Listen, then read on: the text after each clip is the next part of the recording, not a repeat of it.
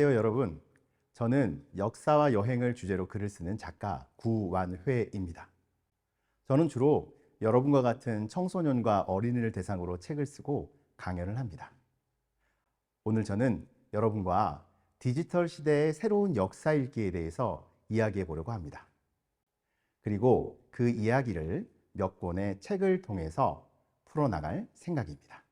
디지털 시대의 새로운 역사 읽기에 대해서 이야기하기 전에 먼저 디지털 시대란 무엇인가에 대해서 생각해 봅시다. 아시다시피 디지털 시대란 음성과 영상이 0과 1의 디지털 신호로 바뀌어서 인터넷과 무선 네트워크를 타고 이동하는 시대입니다.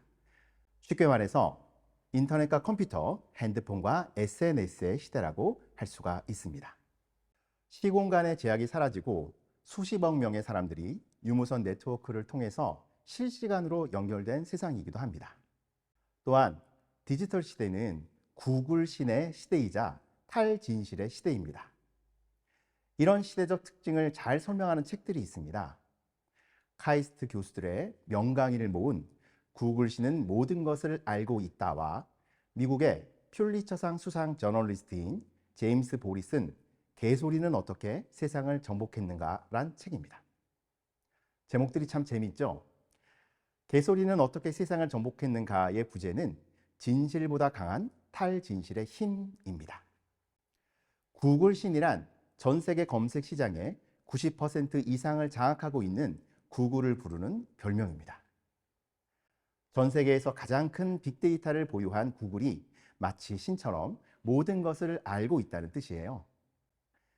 실제로 책에는 이 같은 사실을 보여주는 사례들이 나옵니다. 구글이 미국 질병통제예방센터보다 훨씬 더 정확하게 독감 유행을 예측했다는 겁니다. 미국 질병통제예방센터는 약칭으로 CDC라고 불러요. 코로나 뉴스에 단골로 등장했던 기관입니다. 미국에서 가장 권위 있는 전염병 관련 기관이죠. CDC에서는 병원 기록을 토대로 독감주의보를 내립니다. 하지만 이렇게 하면 실제 독감이 유행하고 대략 2주쯤이 지나서야 독감주의보를 내릴 수 있다고 합니다.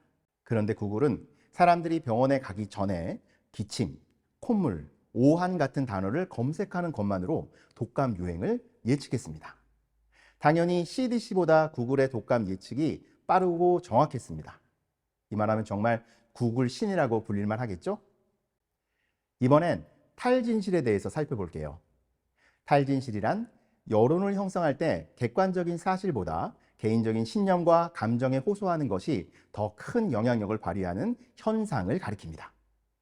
한마디로 사람들이 진실보다 가짜 뉴스를 더 잘 믿는 현상을 가리키는 겁니다. 탈진실을 영어로 포스트 트루스라고 하는데요. 이 단어는 2016년 옥스퍼드 영어사전이 선정한 올해의 단어가 되었습니다. 그만큼 가짜 뉴스가 판을 치는 세상이 되었다는 뜻이에요. 그런데 2016년은 바로 미국에서 트럼프가 대통령으로 당선된 해입니다. 트럼프야말로 탈진실의 시대를 활짝 연 사람이었어요. 트럼프와 그의 선거운동원들은 선거 기간 동안 무수한 가짜 뉴스를 쏟아냈고 그걸 진실로 믿은 사람들이 트럼프를 당선시킨 겁니다. 사실 탈진실은 미국만의 문제는 아니에요. 우리나라도 선거철만 되면, 아니 평소에도 가짜 뉴스들이 SNS를 타고 진실보다 더 빠르게 전파됩니다. 책 제목처럼 정말 개소리가 미국뿐 아니라 대한민국까지 온 세상을 정복한 듯이 보입니다. 자, 그럼 구글 신의 시대이자 탈진실의 시대인 디지털 시대에는 역사를 어떻게 읽어야 할까요? 그냥 구글 신에게 물어보면 될까요? 미래까지도 빠르고 정확하게 예측하는 구글 신이니까 과거의 역사쯤은 모르는 게 없을 것 같군요. 우리나라가 좀 부족하다면 그건 네이버한테 물어보면 되겠죠. 아하, 요즘 청소년들이라면 유튜브겠군요. 아무튼 구글이건 네이버건 유튜브건 내 손안의 핸드폰으로 모두 이용이 가능합니다. 실제로 요즘은 인터넷과 유튜브가 역사 선생님이 된 시대입니다. 구글이나 네이버, 유튜브가 역사를 알지 못하는 역알못들을 구하는 건 당연해 보입니다. 하지만 미국의 역사 교육학자인 샘 와인버그는 그렇지 않다고 말합니다. 구글씨는 우리를 구원할 수 없다는 말이죠. 그는 이런 주장을 담은 책까지 냈습니다. 제목이 내 손안에 스마트폰이 있는데 왜 역사를 배워야 할까?입니다.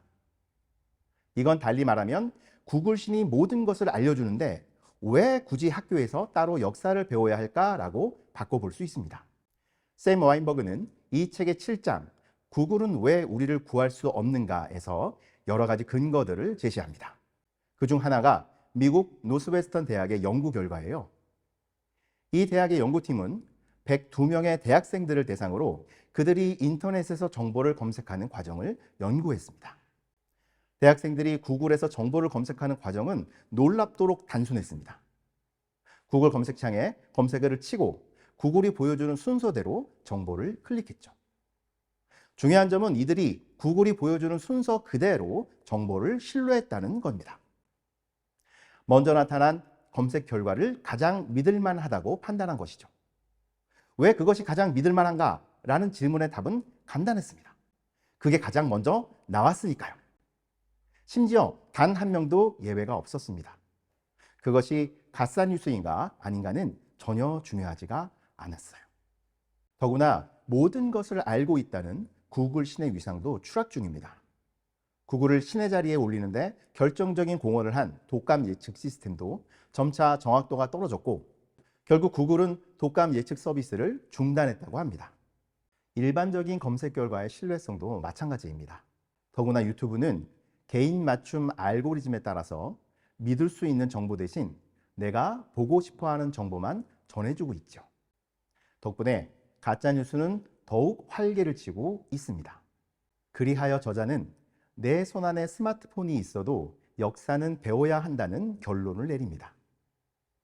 자료를 끊임없이 의심하고 비판적으로 읽어야 하고 동료들과 시끌벅적한 토론을 통해서 역사적으로 생각하는 힘을 키워야 한다고 주장합니다. 이렇게 한다면 초등학생들도 스스로 가짜 뉴스를 구별하고 역사가처럼 생각할 수 있는 힘을 키울 수 있다는 겁니다. 실제 샘 와인버그는 2000년대 초반에 여러 초등학교에서 역사가처럼 읽기 프로그램을 진행하면서 이러한 결과를 현장에서 확인했다고 합니다. 가짜뉴스와 잘못된 정보 혹은 탈진실에 휘둘리는 것은 미국의 학생들만이 아닙니다. 우리나라도 이미 그런 위험에 빠진 상태예요. 이걸 잘 보여주는 책이 있습니다. 역사의식 조사, 역사교육의 미래를 묻다라는 책인데요. 전국 역사교사 모임과 역사교육연구소가 2010년부터 무려 10년 동안이나 초, 중, 고 학생과 교사들의 역사의식을 조사한 결과를 묶어낸 책입니다. 이 책에 따르면 일간베스트, 줄여서 일베라 그러죠. 그러한 왜곡된 정보를 전하는 사이트가 학생들의 역사의식에 상당한 영향을 미쳤다고 합니다. 그 결과 우리의 독립운동이나 민주화운동을 부정적으로 보는 의견이 많아졌다고 합니다. 당연한 말이지만 구글신뿐 아니라 일베도 우리를 구할 수 없습니다. 트럼프와 일베가 인도하는 탈진실의 끝은 어떤 모습일까요? 무려 70여 년 전에 탈진실이 지배하는 세상을 그린 작가가 있습니다. 영국의 작가 조지 오웰이 1949년에 쓴 소설 1984가 보여주는 세상이 바로 그렇습니다.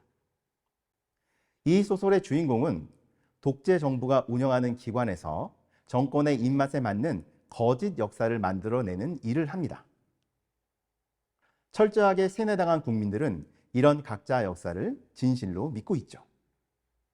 독재 정권의 슬로건은 다음과 같습니다. 과거를 지배하는 자가 미래를 지배한다.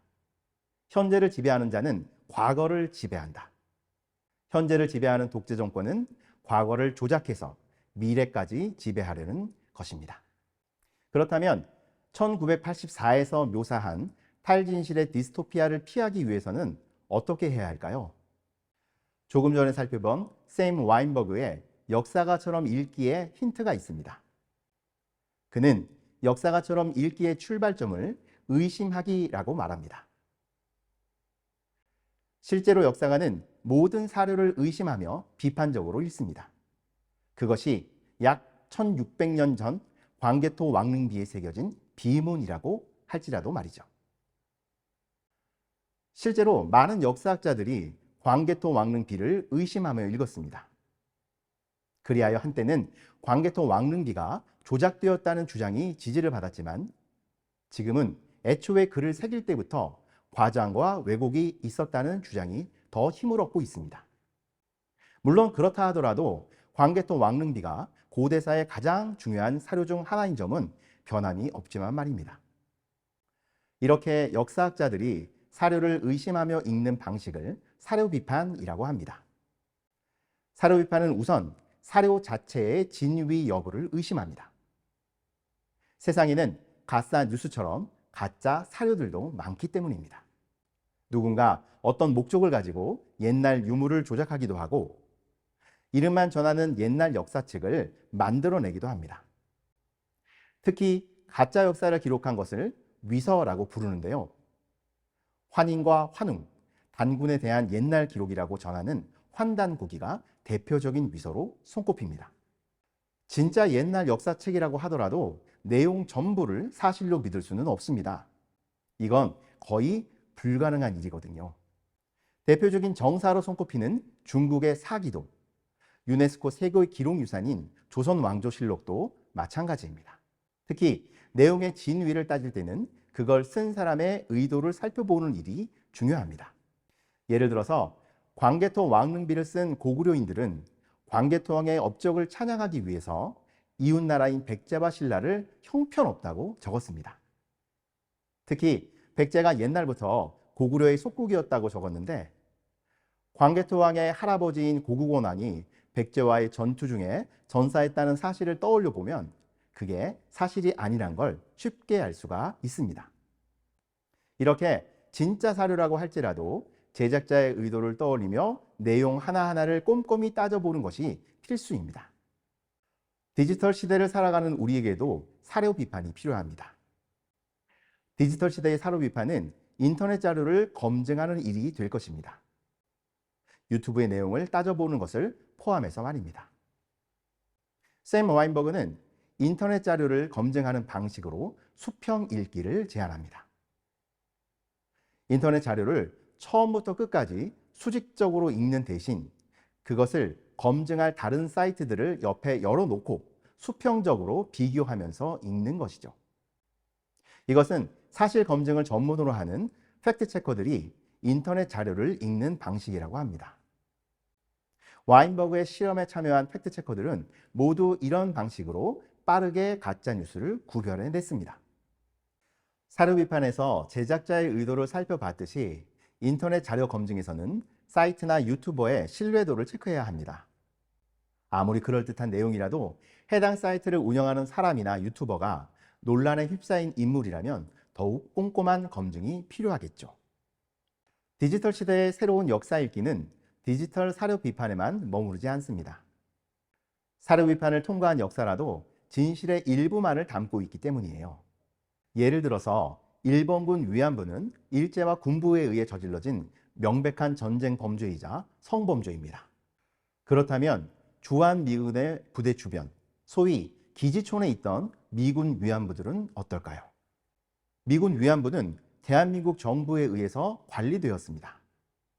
또한 베트남 전쟁에 참전한 우리 국군에 의해서 자행된 민간인 학살과 성범죄도 있었습니다. 일본 정부가 위안부 문제에 대해서 잘못을 인정하고 사과와 배상을 해야 한다면 우리 정부도 그래야 하지 않을까요? 지금 보이는 세 권의 책은 일본군 위안부와 미군 위안부, 그리고 베트남 전쟁의 민간인 학살을 다루고 있습니다. 디지털 시대의 새로운 역사 읽기는 한 걸음 더 나아가서 역사적 사고력에 이르러야 합니다. 역사적 사고력이란 역사적으로 생각하는 힘을 뜻합니다.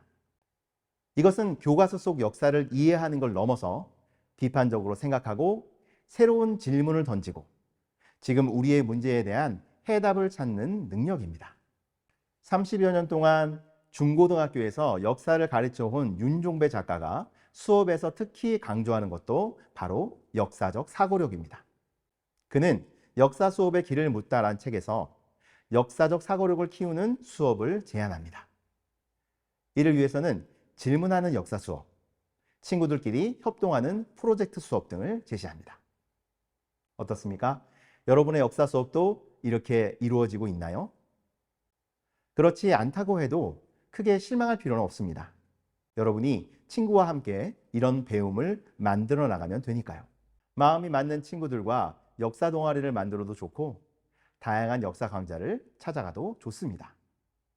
혼자보다는 여럿이 함께하는 역사 공부에서 역사적 사고력이 더 잘 키워지기 때문입니다. 지금까지 디지털 시대의 새로운 역사 읽기에 대해서 말씀드렸습니다. 구글 신의 시대, 탈진실의 시대에 우리는 왜 역사를 배워야 하며 어떻게 역사를 읽어야 하는지에 대해서 이야기했습니다. 생각해보면 디지털 시대를 맞아서 역사 읽기는 더욱 중요한 일이 된 것 같습니다. 한 걸음 더 나아가 역사적으로 생각하는 힘을 키운다면 우리가 디지털 시대를 살아가는데 큰 도움이 될 것입니다. 끝까지 제 강의를 들어주신 여러분 고맙습니다.